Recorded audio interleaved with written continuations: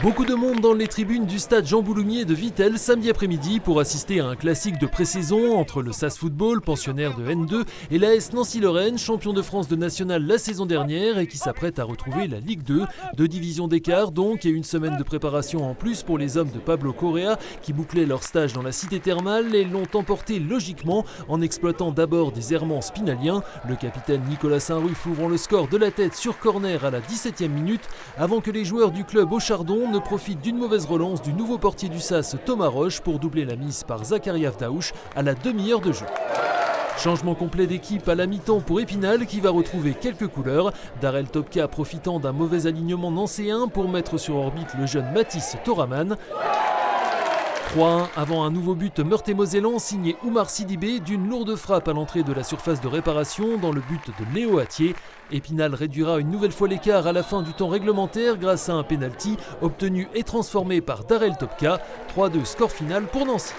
J'ai vu de bonnes choses en deuxième, un peu plus timoré en première mi-temps où on n'a pas trop osé jouer, on n'a pas trop osé aller les chercher. C'était un peu plus cohérent en deuxième mi-temps, ça nous permet de marquer 2 buts. Mais voilà, encore pas mal de réglages à faire, parce qu'on le voit sur les 2 premiers buts, c'est des erreurs. Le week-end prochain, on va gonfler un peu les temps de jeu pour certains et on y verra un petit peu plus clair. Avec un nouveau match amical en Alsace samedi face au SR Colmar, promu en N2 et futur adversaire en championnat, la SNL bouclait elle sa 4e semaine de préparation à 15 jours de la première journée de Ligue 2, division quittée en 2022. On avance petit à petit, mais il y a de bonnes choses. La cohésion notamment, c'est très important. On a marqué pas mal de buts aussi, c'est bien. On finit le stage sur une bonne note. L'objectif, c'est de vite se maintenir. Après, on verra bien, mais pas oublier qu'on rentre dans ce championnat avec beaucoup d'humilité. On vient d'en bas, donc aujourd'hui, on commence avec 0 points, mais comme toutes les équipes.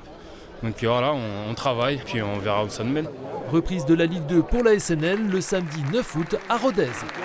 Voilà, et c'est parti pour les premiers coups de pédale. Direction Xon-Rue-Longemer pour l'un des grands événements sportifs et populaires de l'été, la Trasvosgienne VTT, 35e édition cette année, avec quelques 700 participants sur l'ensemble du week-end, toutes courses et randos confondues.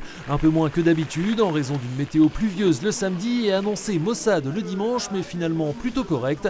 Ils étaient une centaine sur le 45 km, format le plus prisé, venu principalement d'un grand quart nord-est et des pays limitrophes. C'est principalement pour essayer déjà le 45 km, c'est la première fois. Et voilà, prendre du plaisir. Qu'est-ce qui vous plaît ? L'ambiance, le parcours, puis ça nous change de laine. Je me suis inscrit avec mon fils pour l'accompagner à une école de VTT. Du coup, j'en profite pour essayer de voir mes limites et puis sortir de ma zone de confort. J'étais venu en spectateur. Et puis là, du coup, j'ai mon copain. Et il m'a dit bon, allez, viens, on s'inscrit. Et puis voilà. Donc on est un peu des non licenciés, mais on est venu pour prendre du plaisir. Ça doit être costaud là en tandem. Oui, il va falloir bien gérer les parties grasses. Après, les petites parties dans la forêt, dans le sinueux, bien ouvrir les virages. On est habitué, d'ailleurs on fait que le tandem nous deux, je ne peux pas avoir un autre stocker parce qu'on se connaît parfaitement, la même vélocité.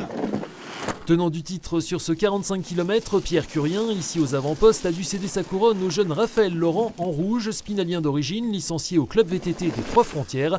Première féminine, l'Avoine-Raude Paola Ponta. Sur le 85 km, on retiendra la victoire du Bresso Tom Perrin comme l'an passé et qui a décroché par la même occasion le titre de champion du Grand Est format marathon.